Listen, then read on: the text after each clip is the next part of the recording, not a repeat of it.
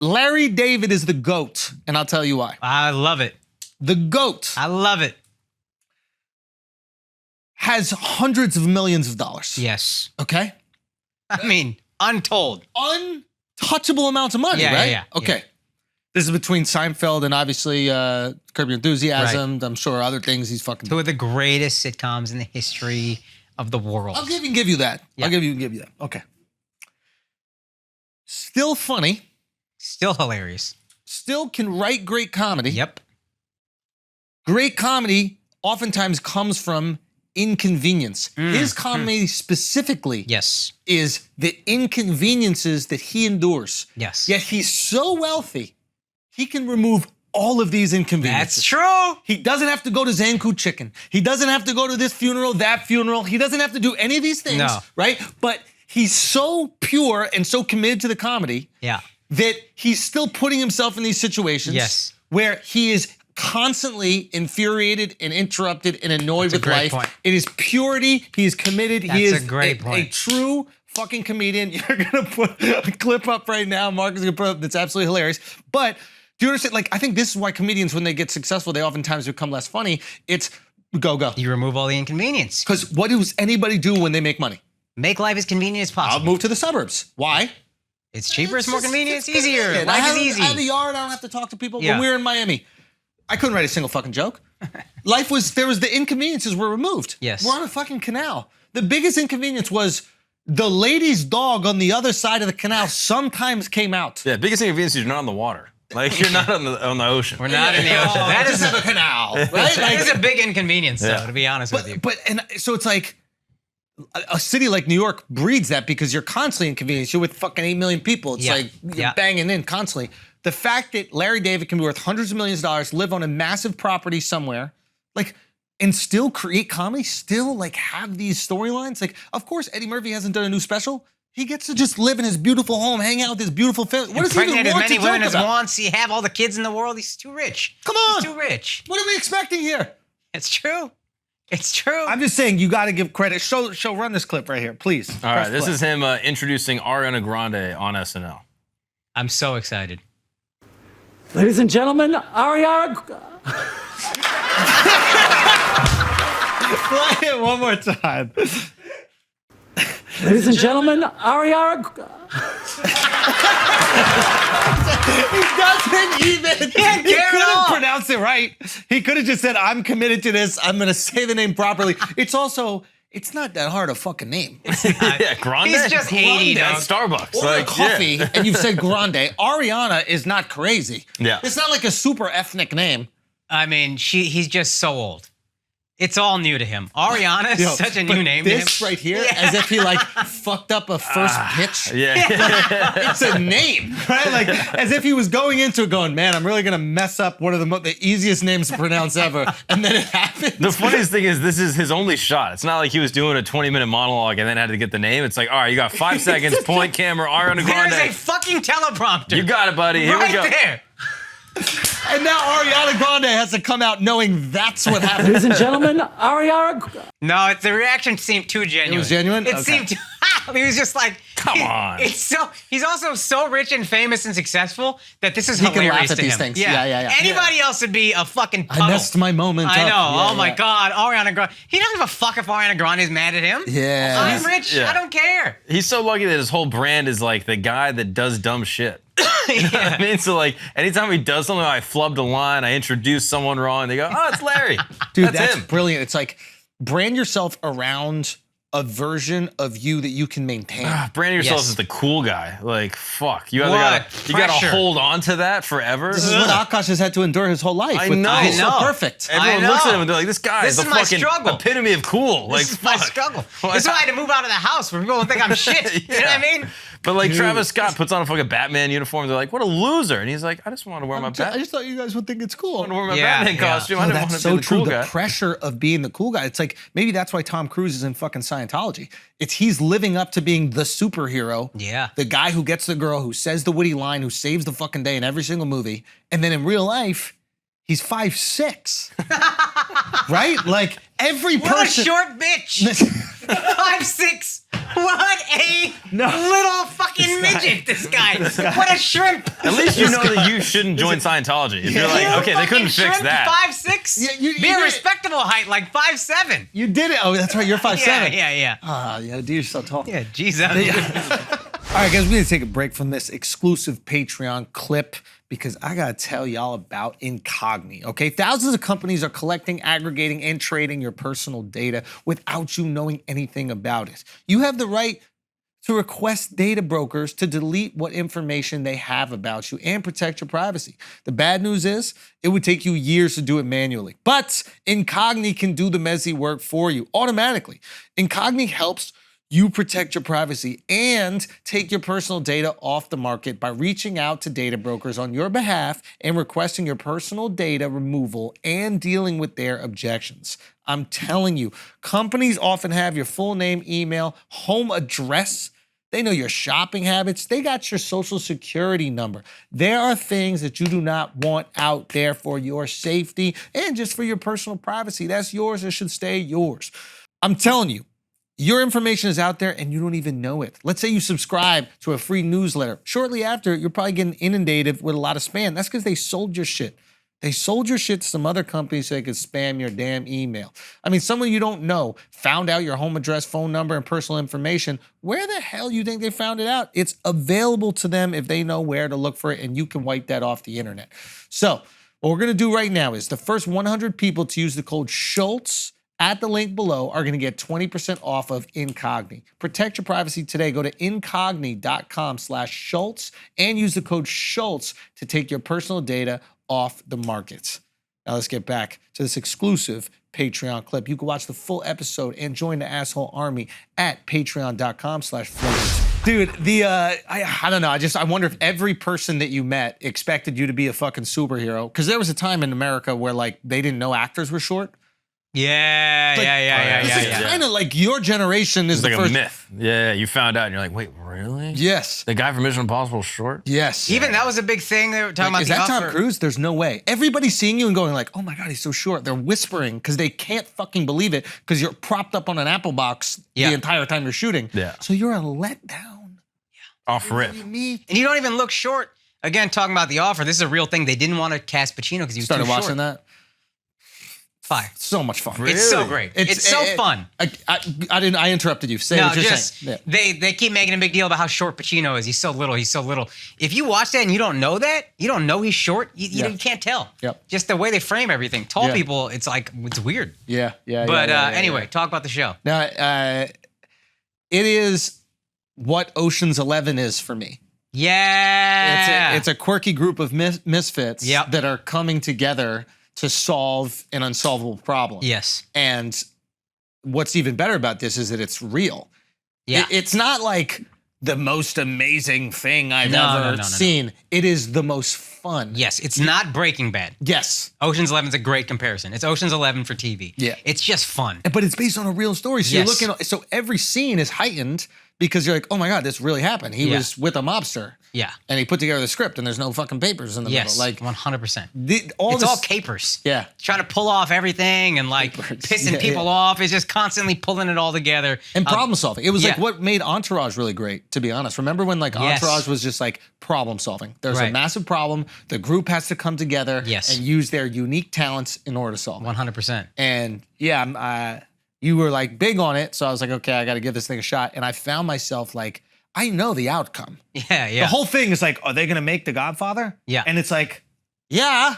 Yeah, you're like, but I'm still into it. It's like Passion of the Christ. I'm like, I think he might make it. But it's low-key more interesting when you know what's gonna happen, because then you're like, there's no way that they're gonna be able to do it. That's what I was saying. I was like, how the fuck did they figure this out? Fuck, that's interesting. That's a different dynamic. Like, you know that it did, so they can exaggerate how difficult it is. It's like a very YouTube thing. Like every YouTube video is like every Mr. Beast video is, I did this. And you're like, there's no way he can make a chocolate. And then you start watching and you're like, but you're committed to it because you already know what's gonna happen.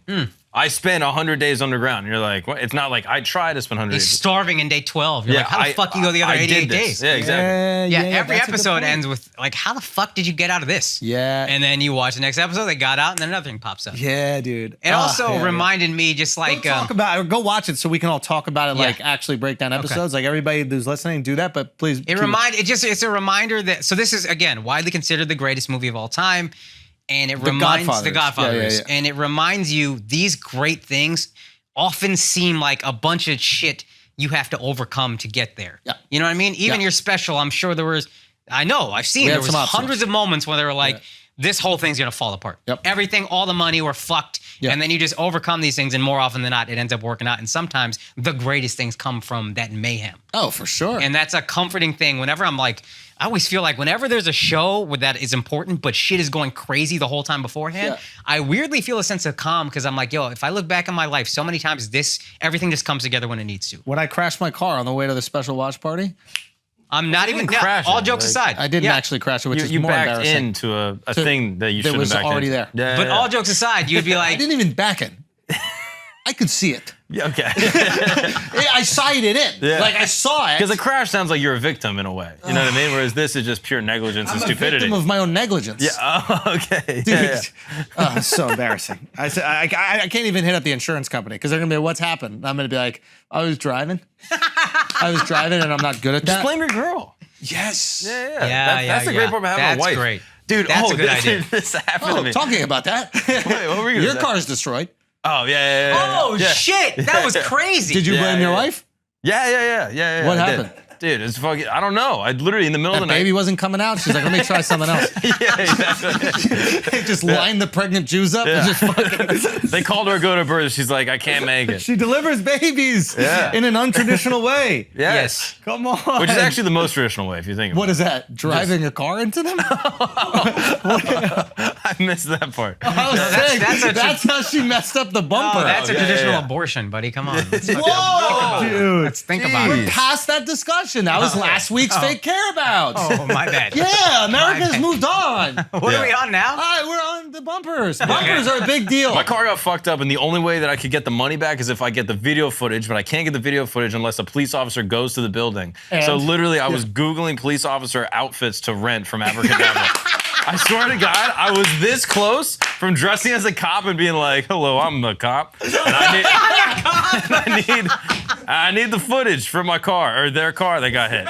And they're gonna be like, what? And why do you have a ponytail? I'll be like, well, we're at a different precinct. It's a Spanish think precinct. a stripper walked in. Exactly. Well, that's where I'm gonna have to rent it from, is from a stripper website, I think. And then I'm gonna tear away the pants. Cops in the army that can hook it up. I'm trying. I literally did everything. I had a buddy of mine reach out and then connected you to another buddy who was actually from that precinct. Yeah, no, he was from like another one, but like a block or like a county over or something. And they basically said, yeah, it's out of our jurisdiction. It's a whole hassle. Yeah. Nah, we're good. So I'm like calling up the lady. I'm trying to finesse. So we'll see. I mean, it's crazy. It's an inconvenient amount of money. My deductible is like $300. So I'm like, am I willing to put in the work to pay? Like basically, I'm saving $300. You said the car could be ruined though, completely. No, it didn't get totaled. Oh. Yeah, it didn't get totaled. Pay the money. Yeah, but I'm like, even if it gets totaled, they'll pay you for the car's value. It's the principle. It's the principle, okay? I've lost How do I know it's not the same guy that hit me on my bike? What if it's that guy who's just a menace, destroying my life around New York City? How do I know it's not him? And I let him free. I literally catch and release, and now he fucking got my car. $300 deductible? Yeah, that's nothing. That's so low. First of all, who pays deductibles? It was stop. I have to. Wait, what? Who? Who says you have to? You can't walk to the auto body shop and say... Geico, the fucking British lizard, said I have to pay that amount of money if I they're don't pay telling you that, then you go to the auto body shop and say, hey, buddy, I'm not going to pay this. You're going to find some damage. Is this the offer? What the fuck are you talking about? What the hell is happening? Are you Miles Teller? What do you mean? You guys pay deductibles? Yes. This is how the world goes around. The only reason you get away with it is because good Samaritans like us pay. You're taking advantage of these systems. If nobody paid, the company wouldn't make any fucking money. You don't do my thing. don't you do my thing. Literally a week ago, you were like, why do we get kicked out of every country? That's it. Pay the deductible. Please, Dove. No. Don't worry. I'll tell you how to not pay your deductible. Why don't you tell everybody that's listening right now? Dude, okay, fine. Yeah. Oh, God, fine. It might be hard, but fine. No, but come on. You go to an auto body shop. You know you have a deductible. You're going to tell them, yo, you want me to come to this auto body shop or the one down the block? You're going to find enough damage that you're going to report to the insurance adjuster. So find an extra $300 damage. I mean, $300 is such a small amount. If it was $1,000 deductible, $2,000, I'd be like, okay, how are they going to do that? Well, and $300. Keep going. Come on. They know these insurance adjusters. They're going to want your business, and they're going to say, yeah, you don't need to pay. So they will overcharge. If you have $5,000 worth of damage, they'll say, hey, if you want my business, say there's $5,300 worth of damage. I'm not saying what to say. So when I get my check, I keep that $300 profit. And then I broke even on the I'm not saying what to say. I'm just saying you go in there and say, hey. You say there's more damage, they get paid for the more damage, and then you get that $300 back. Okay, so I walk in, I'd be like, oh, it'd be a shame if something happened to my car. I break the window. No. You don't even need to break anything else. Yeah, that just adds actual damage that you actually have to pay for. God, you're white, bro. You're really fucking white, dude. See, this is the problem, bro. Looks like something it'd be a real shame, huh? If this car was totaled. Well, they might think you're from the insurance, though.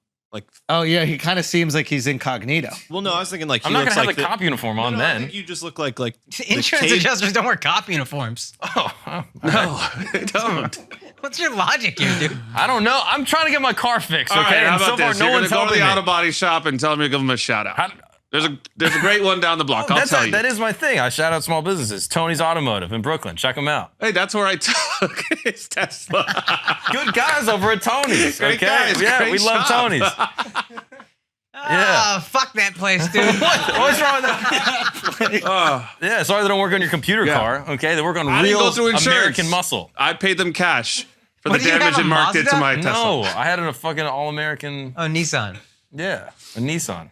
An all-American Nissan. Yeah, exactly. Come on, dude. See, this is the insurance hustle is.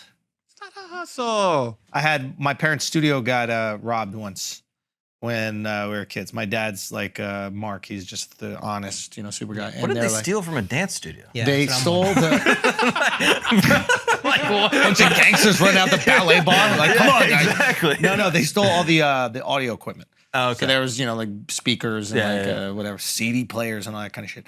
And they stole half of it. They took half of it. And my dad calls the cops, and the cops come in and they look around. They go, "Oh man, it's a shame they took all the audio equipment." And my dad goes, "Actually, we got pretty lucky. They only took half of it." And he goes, "It's a real shame they took all the audio equipment." Bro, that's insurance adjusters.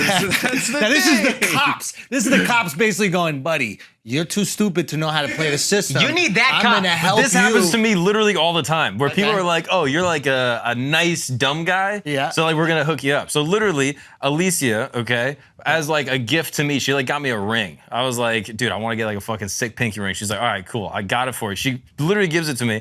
We go to like a Missouri or some shit. It's like not even an expensive ring, but we go in there. I get it. I take it outside. And I'm about to put it on my finger. I drop it on the ground. Within like 2 minutes of leaving the place, I pick it up and it's got a huge like dent and a scuff all on the side. And I was like, oh my God. Like the second we walk out the store, like it could not have been closer to the time I gave the guy my fucking card. I bought my own gift. And then that's what you do. Welcome to married life, my boy. And then went back inside and I walk in and I'm talking to the dude. The guy was like just chatting up while I was in there. And I was like, hey Ben, I dropped my ring outside. Like the second I walked out there, what do I do? And he was like, well, don't say that. First off, he's like, immediately don't say that. I'm going to put you in with like one of our like jewelry adjusters and just say that you opened the box and it was scuffed. And I was like, perfect. Yeah, like that's fine. So I go up to the lady and she's like, oh, what's the issue? I was like, oh, the size is a little weird and there's like a weird scuff on it. And she opens it up and for like legit 10 minutes, she's like, that's so weird. I've never seen something like this ever on any of our pieces of jewelry. Like calls like her manager and like the boss, like the fucking Mr. Me Jewelry's looking at it. And they got like the monocle shit and they're like examining it. They're like, yeah, it's really, really strange. We've never seen this. Yeah, and this just was like this when you opened it. And I'm like sweating and I feel so guilty, like fucking lying to these people. And I hate that the guy told me like, oh yeah, just don't bring it up. You'll be fine. And you can't snitch on him because he can get fired. I know. And so he forced me into a lie. I didn't expect to have to lie. I thought that they would be like, you didn't expect to have to commit to the lie. Yeah, exactly. I thought they would look at it and be like, oh yeah, it's fine. We'll swap them out. This happens all the time. And he just forced me to lie. So I'm literally sweating looking at him and he's like, you're doing great, honey. Keep it up. Come on, roll with it. And then eventually they're like, oh yeah, you're fine. And then gave me the new ring. And I just walked out there just like, who am So what I? happens after that? Do you feel like Catholic guilt washes over him? Is Catholic guilt real like that? I mean, I mean this sincerely. He's never worn it. The guilt wearing it. Wait, what? You don't wear it? No, well, that's the guilt is that my mom thinks I'm gay because I have a pinky ring. So I'm like, I can't. Double guilt. Yeah, exactly. It's like twice the guilt. What a nightmare, dude. It's a fucking catch 69. But yeah, I'm like, I don't want to walk around. I'm not going to wear pinky ring on like a casual day. I feel like that's like a special event.